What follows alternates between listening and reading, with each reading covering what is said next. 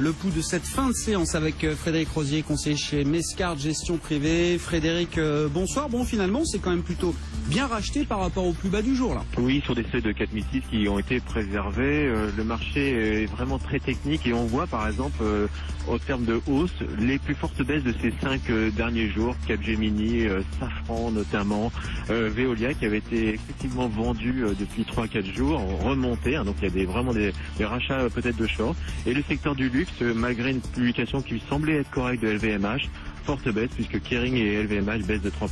On aura l'occasion d'en reparler. Merci Frédéric. Frédéric Rosier, conseiller chez Mescart Gestion Privée. On vous retrouvera pour la toute fin de séance dans un quart d'heure. Mais place tout de suite au Club de la Bourse. BFM Business, Intégral Bourse, jusqu'à 18h, le Club de la Bourse.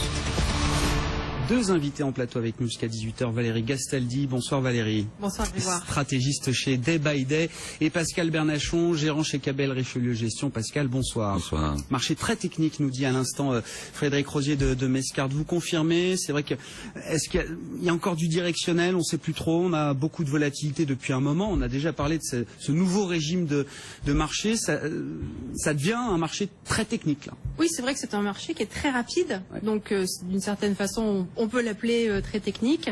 C'est un marché avec une rotation sectorielle très vive également.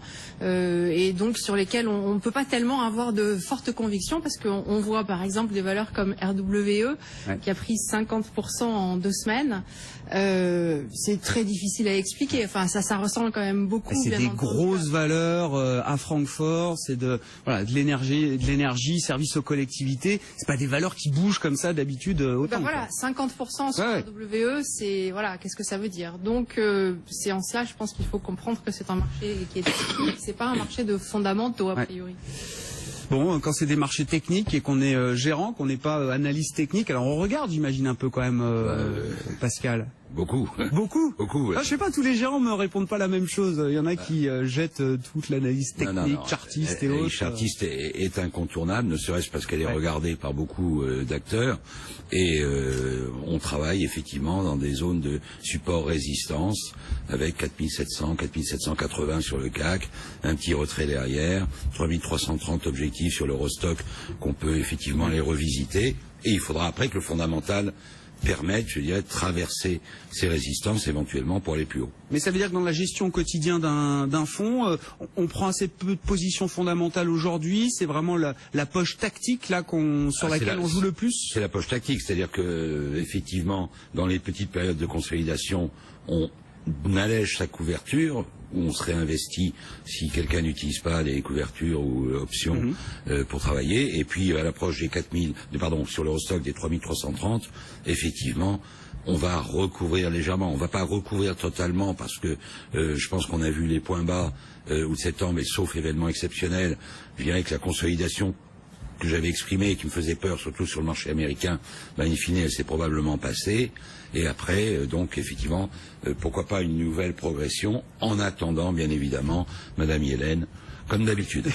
On va peut-être l'attendre plus longtemps que prévu. On va peut-être l'attendre beaucoup plus longtemps que prévu. La Réserve fédérale américaine. Est-ce que c'est un marché dangereux? Puis il y a la question que pose Pascal. Enfin, il a sa conviction sur le fait qu'on a vu les plus bas au cours de cet été. Est-ce que c'est votre sentiment aussi, Valérie?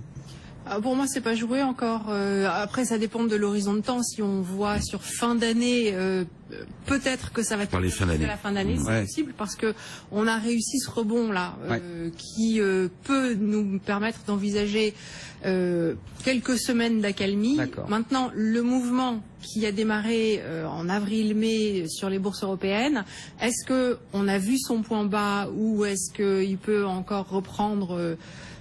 Pour moi, début décembre, on peut à nouveau avoir. C'est souvent un moment où on est faible. Pendant les 2 premières semaines. Il y a de moins de décembre, liquidité, les boucles sont un peu fermées, etc. Donc il faut faire attention. Les performances sont acquises.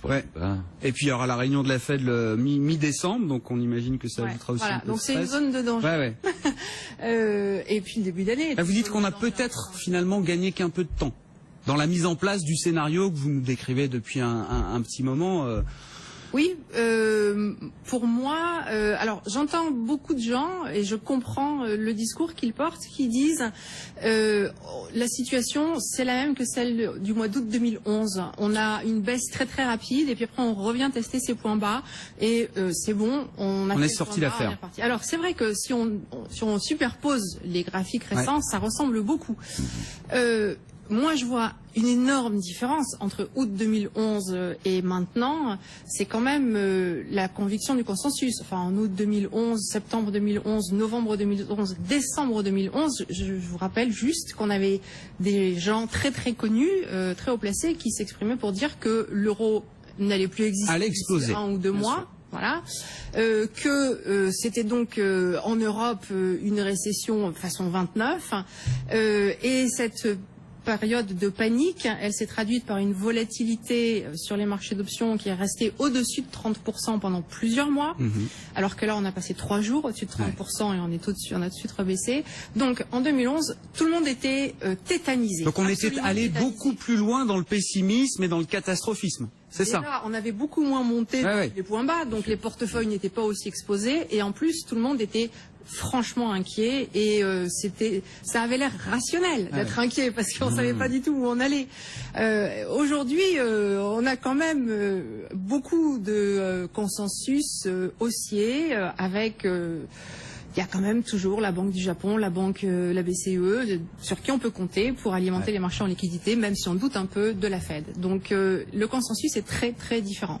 Bon, est-ce qu'on passe trop vite là sur des éléments, des sujets d'inquiétude? La Chine notamment, on a vu là un rebond violent, rachat de short du CAC et puis sur les marchés, pardon. Et puis là, on a ce matin les chiffres d'importation chinoises en septembre. Voilà, on voit que rien n'a changé. Enfin, on reste sur des chutes importantes. Ça fait 11 mois de suite. Alors, la dernière fois, je m'étais exprimé en disant que je n'étais pas dans un scénario de hard landing chinois et je ne suis toujours pas dans un scénario de hard landing chinois. Je suis dans un scénario de ralentissement. Il y a eu un changement de psychologie quand même assez extraordinaire. Vous êtes spécialiste de l'analyse comportementale et quand vous regardez effectivement il y a 2 semaines en arrière, l'excès de pessimisme sur les marchés, lorsqu'on regarde le sentiment des investisseurs, était quand même extrêmement bas. Moi, j'ai toujours cette doctrine qui est de dire que les hausses ne se construisent que sur les murs de crainte. Donc, c'était effectivement un moment idéal déjà par les rachats de short. Si on regarde sur la Chine, on a eu quand même 2 petits indicateurs qui se sont améliorés, entre autres sur les ventes d'immobilier, non pas dans les tier 1, les villes tier 1, mais villes tier 2, tier 3, où on revoit effectivement, je dirais, des acquisitions immobilières, un petit peu le secteur qui se réveille. Il y a eu effectivement les mini-décisions prises par le gouvernement chinois sur les taxes de voitures, sur une fois on l'avait eu sur les réserves des banques obligatoires, et on arrive, comme vous l'avez dit tout à l'heure, dans une émission précédente, sur le congrès. La session plénière du comité central. Et là, je rejoins totalement l'interlocuteur qui s'exprimait. Je ne crois en aucun cas à un plan de relance massif. Je rappelle que cette Chine a n'importe comment de gros problèmes à régler. Qu'est-ce que ce capital non productif qui résulte du plan de relance de 2008 mais je pense qu'effectivement, on va avoir quelques petits signaux d'amélioration. Et pour moi, ce qui me permet d'être légèrement, je suis assez d'accord sur l'avenir qui est peut-être plus difficile après, mais tout du moins sur, je dirais, une période de rebond pas extraordinaire, pas d'une amplitude phénoménale, mais qui effectivement va amener à se poser la question, et nous on se l'a posé hier en réunion, de la thématique sectorielle. C'est-à-dire, on a privilégié les valeurs domestiques, on a privilégié les valeurs plus concernées par la croissance américaine ou la croissance de la zone euro. Si par hasard nous avions des signes d'amélioration de la Chine, aussi minime soit-il, nous reverrions, je dirais, ce tumulte incroyable de retour aux valeurs cycliques, etc. C'est là où, en tant que gérant, ça devient difficile parce qu'on n'a pas le droit de faire un pari absurde. Donc, il faut essayer, je dirais, d'appréhender.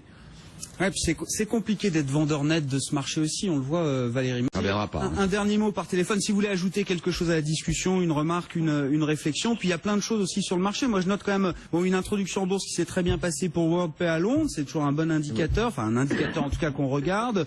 Le dossier AB InBev SAB Miller. Alors je sais pas si les méga fusions comme ça c'est encore très à la mode, mais ça marche en tout cas en bourse là. Et Dell EMC. Donc on est vraiment sur effectivement une une série de rachats d'OPA assez étonnante d'ailleurs. Hein. C'était relativement calme ces derniers temps. Il y a une accélération. On a eu plutôt d'ailleurs des échecs ces derniers temps plutôt que des réussites sur les OPA. Donc ça se passe plutôt pas mal, avec un marché qui reste quand même excessivement nerveux. Moi, le fait marquant sur le marché, c'est les palmarès qui s'inversent d'une séance sur l'autre, et ça fait quasiment 2 semaines. Si vous inversez les palmarès, et typiquement depuis 15 jours, toutes les valeurs qu'on n'aimait pas avoir ont remonté, et toutes celles qu'on aimait avoir ou qu'on aimerait avoir ont eu tendance à baisser. Donc c'est vraiment assez paradoxal, mais c'est des marchés qui tournent la tête un petit peu, je vous dirais, en termes de palmarès. Sinon, sur les indices, on reste très technique. Merci beaucoup Frédéric, merci de nous avoir accompagnés pour cette fin de séance. Frédéric Rosier, conseiller chez Mescard Gestion Privée. On est ensemble encore jusqu'à 18h. On marque une pause, on se retrouve dans un instant.